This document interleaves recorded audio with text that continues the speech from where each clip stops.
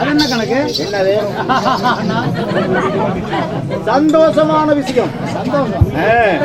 ஒன்னா இரண்டா நாங்கள் அண்ணன் தம்பிகள் சேர்ந்து பிறந்தவர்கள், சேனைப்பால் உண்டவர்கள், கூடி பிறந்தவர்கள், குணமுள்ள அண்ணன் தம்பிகள். நாங்களோ சரியாக 100 பேர் பிறந்தோம்.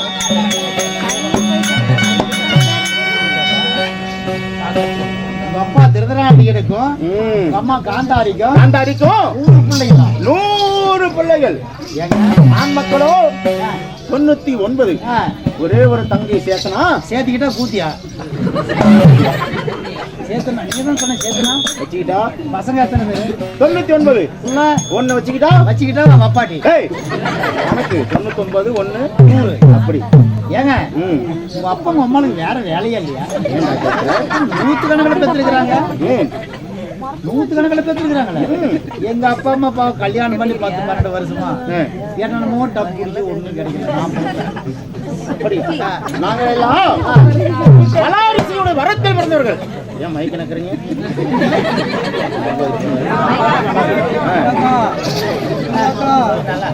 எப்படி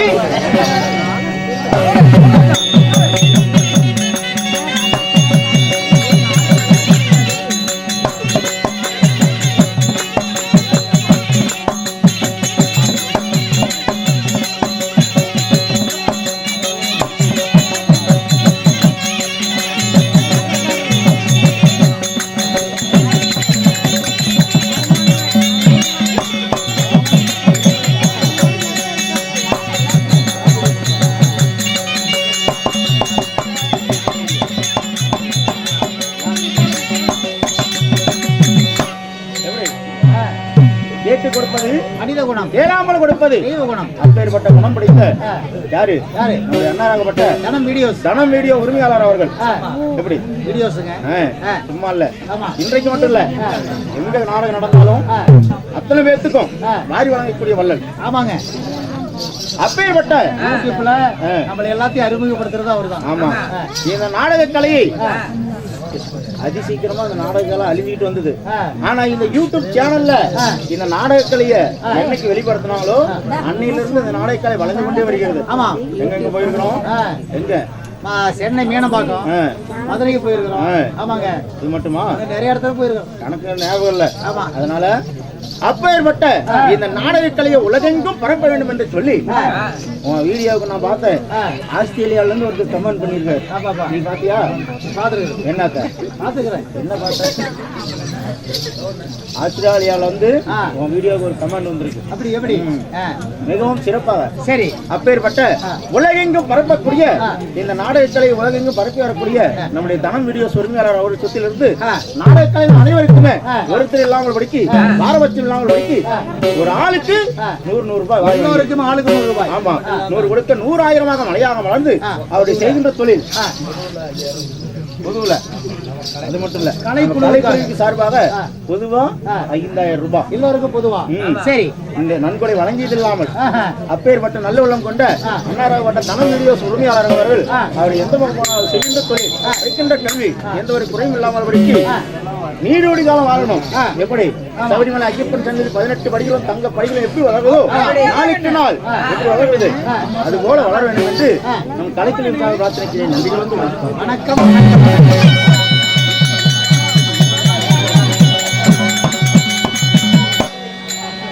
அப்பேற்பட்ட ரிஷியுடன் மரத்தில் பிறந்தவர்கள் நாங்கள். நீங்க 100 பேர் அண்ணன் தம்பிங்க. சரிங்க. அப்படி நடந்தாலும் சின்னப்பால் மக்கள் பாண்டவர் அவர்களுக்கும் இந்த கௌரவர்களுக்கும் எண்ணற்ற எதிரிகள். ஐவருக்கு பாதி நாடு, 100 பேத்துக்கு பாதி நாடு. ஐவரும் ஒருவரும் தராசு நிறுத்தி ஒரு மாதிரி சொல்லிட்டாங்க.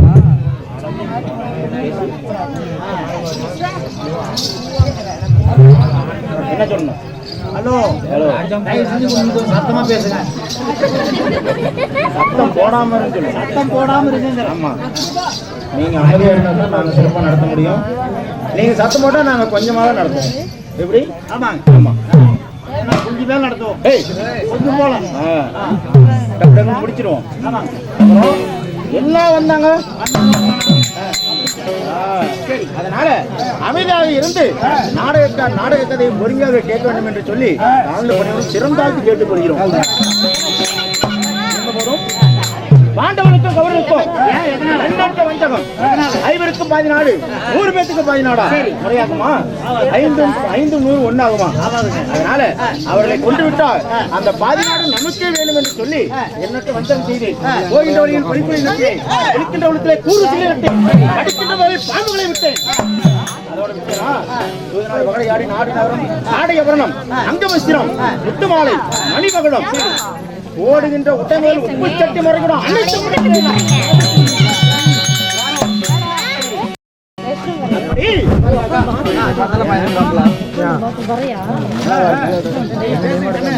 அப்பேற்பட்ட நான் எண்ணற்ற வஞ்சகம் செய்து பகடையாடி நாடு நகரத்தை ஒதுங்கி ஓட்டினேன்.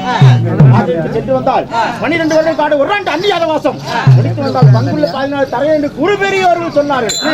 நான் சொல்லவில்லை, பார்க்கலாம் என்று தலையை மட்டும் மாட்டினேன். 18 நாள் பாரதபோர் உற்பத்தி செய்தோம்.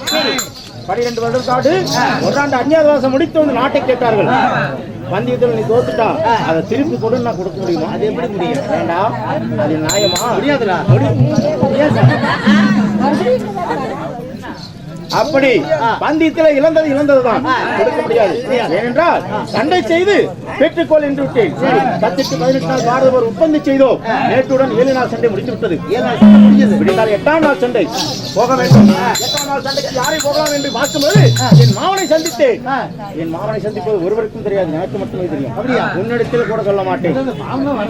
ஆமா, ரகசியமாக சென்று வந்திருக்கணும். சரி, அதனால என் மாமனை சந்தித்து ஆலோசித்த பொழுது அவர் நல்ல ஒரு யோசனை சொல்லியிருக்கிறார். அதை என் மனைவிடத்தில் நான் சொல்ல வேண்டும். மனைவி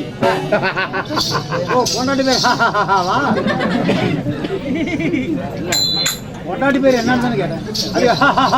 அப்படி பேர் இருக்குதா? ஆனந்தம். ஆனந்தம், நீ கேட்ட கேள்வியும் ஆனந்தமான விஷயம். ஓஹோ, ஆனந்தம் பொண்டாட்டியா? ஆனந்தம் பொண்டாட்டி இல்ல. யாரு? ஏய், என் மனைவியாகப்பட்ட வான்மதி பெருந்திருவாள்.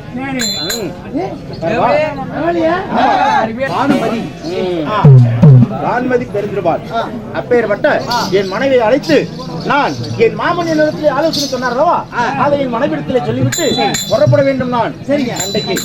அதனால சீக்கிரம் சென்று மன்னர் அழைத்தார் என்று சொல்லி என் மனைவிடத்தில் சீக்கிரம் சென்று வா, போ வேகமா.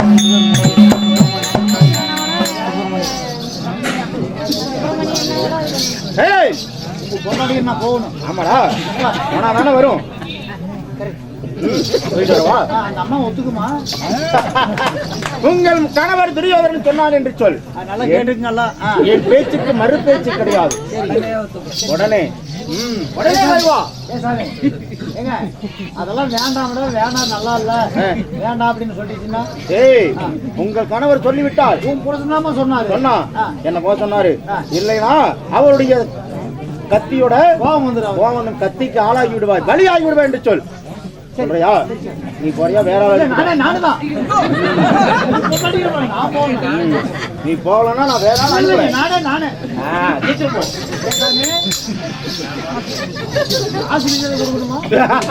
பைத்தியக்காரன் என்பது சரியாக இருக்கிறது.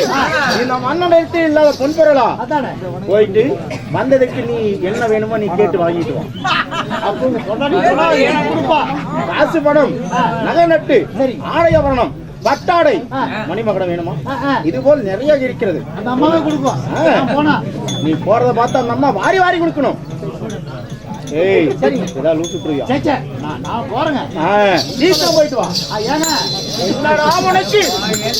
போறையா இல்லையா? அந்த அம்மாவுக்கு எது வியாதி இருக்குதால எது இல்லையா? கண்ணு மாதிரி இருப்பாள். நல்லா இருக்கும் மாதிரி. சரிங்க. ஆமா, எனக்கு 6 மாசத்துக்கு மந்திரி வேலை பார்க்கறது சம்பளமே வேண்டாம். என்னடா வண்டியில் வரும்போது சீசன் ஆரம்பிக்கிட்டு சம்பளம் சேர்த்து வேணும்னு கேட்டேன். ஆனா இப்பதான் இந்த வார்த்தை சொல்லிக்கிறீங்க. ஆமா, இப்பதான் சொன்னேன். இப்பதான் நான் வீட்டுல தனியா இருக்கிறா, அவகிட்ட நீ போறன்னு இப்பதான் சொன்னீங்க.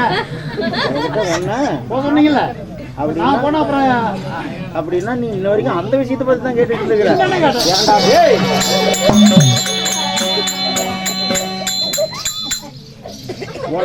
சொன்னாரு என் பொண்டாட்டி வீட்டுக்குறா, அவகிட்ட நீ போடான்னு சொன்னாரு. அது போய் இப்படி திருப்பி கேட்டேன். அறிவு கட்டவனே, போய் கூட்டிட்டு வான்னு சொன்னேன். நீ போ, அங்க போனாதானே கூப்பிட முடியும். இப்படி முதல்ல சொல்லிருக்கலாம். நிறைய கருப்பு எண்ணா இருக்கு. அது எங்க இருக்குதோ சீக்கிரம் போ, கூட்டிட்டு வரேன். போய் கூட்டிட்டு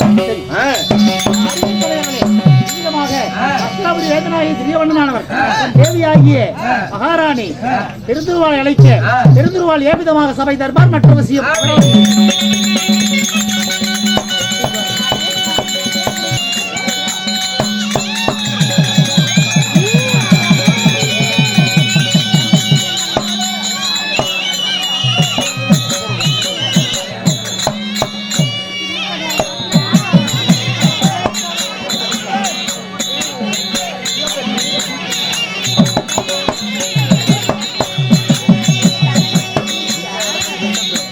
Bye.